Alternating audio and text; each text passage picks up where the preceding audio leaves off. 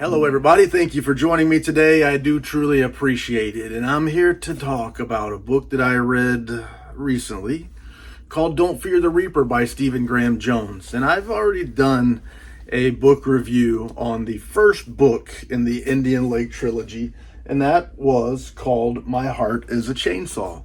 Now, My Heart is a Chainsaw is a book that when I was kind of reading up on it before I read it, sometimes I like to figure out if I'm going to want to read a book before I read it. Reading is an investment. It's a little bit of time and thought and stuff involved. So I don't like to read a book unless I think I'm going to dig it.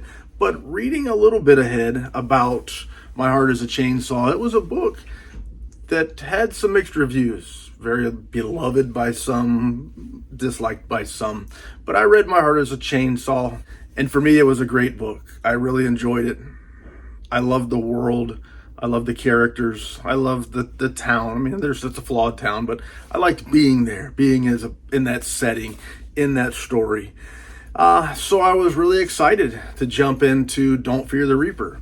Now, again, looking ahead at what other people think of a book before I read it, Don't Fear the Reaper was much better received, a well-received horror book, and just by the Goodreads reviews, rated considerably higher. And so I was looking forward to book 2 in the Indian Lake Trilogy, and Don't Fear the Reaper is a little bit different. That worried me some. But in Don't Fear the Reaper, we're picking up 4 years after My Heart is a Chainsaw, with the events that took place in Terra Nova, town of Proof Rock, on Indian Lake, on the July 4th party, the massacre. We've left Jade, or Jennifer Daniels, has gone away. She's been tried for killing her father, and then finally for destruction of town property. Anyway, it's 4 years later, and she's been away. She's finally been exonerated, released, and she's returning back home to Proof Rock. At the same time, we have Dark Mill South. Dark Mill South is a very notorious serial killer. He's killed lots of people in different places in different ways. So he would go in one town and he would kill people using a certain MO. And then they would stop. The killings would stop. And then another town, there would be a bunch of killings, completely different modus operandi, if you will. And then they would go from town to town like that. And then finally one day, somebody said, this is the same person doing these killings. But Dark Mill South is a character who's being hauled off in the middle of a storm through the Rocky Mountains against all advisement. And he ends up escaping. He ends up escaping in spectacular fashion. And now he's been set free on the town of Proof Rock. Dark Mill South is written as a true slasher type killer. He's described, and I've read this myself in the book. When I'm hearing his description, I'm thinking Michael Myers' character in the Rob Zombie Halloween. And then later on, hearing Stephen Graham Jones refer to him as his idea came exactly from there. Michael Myers in the Rob Zombie Halloween. But he's got a hook. He's got all kinds of cool things that makes him a cool slasher for a book, or even would have played great in a movie as well. But he's now been turned loose on Proof Rock, and he starts doing what Dark Mill South does, wreaking havoc. But is he the only one? So, back to the story. We start off, Jade is returning to Proof Rock, and the first thing she does is she goes to the dam where she kind of finished her story in My Heart is a Chainsaw, and she meets Sheriff Hardy, who's no longer a sheriff, no longer in law enforcement. He actually is kind of he's the operator for the dam, works in the control room there where we finished My Heart is a Chainsaw. And he, at the end of My Heart is a Chainsaw, through injuries that he received, he's lost part of his intestines. He's on a walker. He's in poor physical condition. He's actually being taken to work and taken home from work every day by a deputy, whichever deputy might draw that lot for the day to be his chauffeur. And on this night, he's being picked up by Deputy Banner Tompkins, who we do read a little bit about in My Heart is a Chainsaw. Jade and him don't like each other much, but we'll get to him in just a little bit here. But he's a new deputy, and he's trying to do a good job, and he's put in a rough spot. He's the only officer around at this time. This bad storm's coming, and Dark Mill South has been turned loose on the town during this bad storm that's got everything shut down. However, Jade has returned. She's meeting with Hardy after all these years, and she goes by Jennifer now. She's been in therapy and all this stuff for the last 4 years. She's kind of abandoned her slasher love, passion, addiction, and she's a different person now. And she goes by Jennifer Daniels. She's not Jade anymore, and she reminds people of that over and over and over again. She's not Jade anymore. Well, Banner comes to pick up Hardy, ends up picking up Jennifer, Jade as well, taking her back. And we also find out around here that Letha, one of our other main characters who was supposed to be the final girl in My Heart is a Chainsaw, Letha has married Banner, and they've got a child together. So the plot thickens. Dun, dun, dun. But other characters. We had a scene in My Heart is a Chainsaw. These two twins, Jennifer and Cinnamon. Ginger and Cinnamon.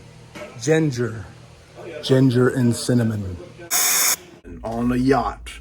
And if you remember, if you've read it, there's a scene where Jade shaves her head, and boom, this scene from My Heart is a Chainsaw plays very big in Don't Fear the Reaper. So we've got Dark Mill South, we've got a bad storm, we've got a young deputy all by himself in town. All the other law enforcement officers are gone, vacationing or whatever, and lots of stuff is going bad all at once. Lots of people are dying in brutal fashion. There's a little bit of a confusion on who's killing whom. In fact, if AC/DC was to come make a song for this, I'd say, let's call it Who Killed Who? Who Killed Who? Anyway, I don't want to give too much of the book away, but the who killed whom, I think could be a theme for me as well.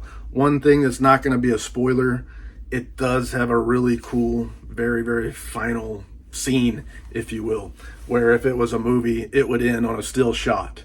Very well described in the book, and I think it would have played very well in a movie, but very cool. What did I think about this book? I loved this book. When I finished it, I had to say 5 stars just because I enjoyed it so much, but cerebrally thinking about the book, I can't really give it 5 stars. But 4 stars still seems like a slap in the face. So we'll say 4.5. Great book. Wonderful ride. I love the characters. I love the town. I want to say I was left with a little bit of confusion. And that's why I don't quite want to say perfect book. When I'm left wondering about things. Who did this and who did that and what was that? I don't like it. Some people do. I don't like that. I want to know what it was. And I'm sure it's there. I just didn't get it. But I actually, when I was done, I looked it up trying to find out the answers to my questions. And I found a lot of people asking those same questions. And other people theorizing, well, I see it like this. Other people theorizing a different way. Well, I see it like that. And it's all neat. It helps to give it some perspective. But to me, that's a little bit of a knock on the book. So I wouldn't say perfect in that regard, but it's such a great story, a great world, great characters, and I'm apprehensive because I want to read the final part of this trilogy, The Angel of Indian Lake, but I'm apprehensive because I know that when I've read this book, it's over, it's done. It's a trilogy. That means 3. So that means it's done, and I don't want it to be done. So as long as I haven't read this book, it's still not done for me. But I'm going to get to this book. I'll read it. I'm looking forward to seeing the end of the story. I'm a little bit worried. I don't want to see Jade Daniels, Jennifer, gone. I think the world's a better place with her. I don't know that she dies or not, but I'm afraid. I'm afraid, therefore I'm apprehensive. But anyway, that's my story and I'm sticking to it. Don't Fear the Reaper. I give it a 4.5 stars, but sentimentally 5.5 stars out of 5 because I really enjoyed it. It was just a little bit of confusion. And Stephen Graham Jones is an author. He's a great storyteller. I find for me, I do get a little bit confused sometimes. I was definitely that way with The Only Good Indians. I found myself wondering, wait a second, what am I missing here? An author that I really love, and I accept this with him, and I'm cool with it. What he writes, I'm gonna read. So far, I've liked a lot of what he's read, and Don't Fear the Reaper is a great one. I do recommend it. Somebody might ask, can I just read this book? I'd say no. Go read My Heart is a Chainsaw. Don't even think about picking this book up and starting here. There's a lot of stuff you need to know. You're walking into a story 33 1/3% of the way through. I remember that from math. You're walking into the story and you've missed a whole bunch. Start with My Heart is a Chainsaw. Give it a chance. Set aside your expectations. And I think you'll really love it. I think Don't Fear the Reaper, you'll really love it. And I'm hoping that The Angel of Indian Lake, for me, is just as enjoyable. But anyway, that's all the lies I can think of to tell without being a real jerk and spoiling the story for you on Don't Fear the Reaper. Check it out. If you haven't read Stephen Graham Jones, here's one last piece of advice I would give a reader who's never read Stephen Graham Jones. Go on YouTube and pull up a couple of interviews, random, I don't care what he's talking about, a couple of interviews where people are talking to Stephen Graham Jones. Listen to the way he talks, verbally, his cadence, the phrases that he uses, the stuff he talks about, the perspective of where he comes from in life. I think it'll really help you in reading his books because in many ways he talks like he writes. And it gives you a bit of insight on how he thinks, perhaps. And I found that once I listened to some Stephen Graham Jones interviews, reading his books was easier, more enjoyable, and I felt like I got more out of it. There's other authors that are like that. I'd say Joe R. Lansdale's another one. You read a Joe R. Lansdale book. After listening to Joe R. Lansdale talk for a while, you start to read it in Joe Lansdale's voice. And I think Stephen Graham Jones is the same way. Only it's a little bit different. Joe Lansdale, you get the humor, I think, of it a little bit more.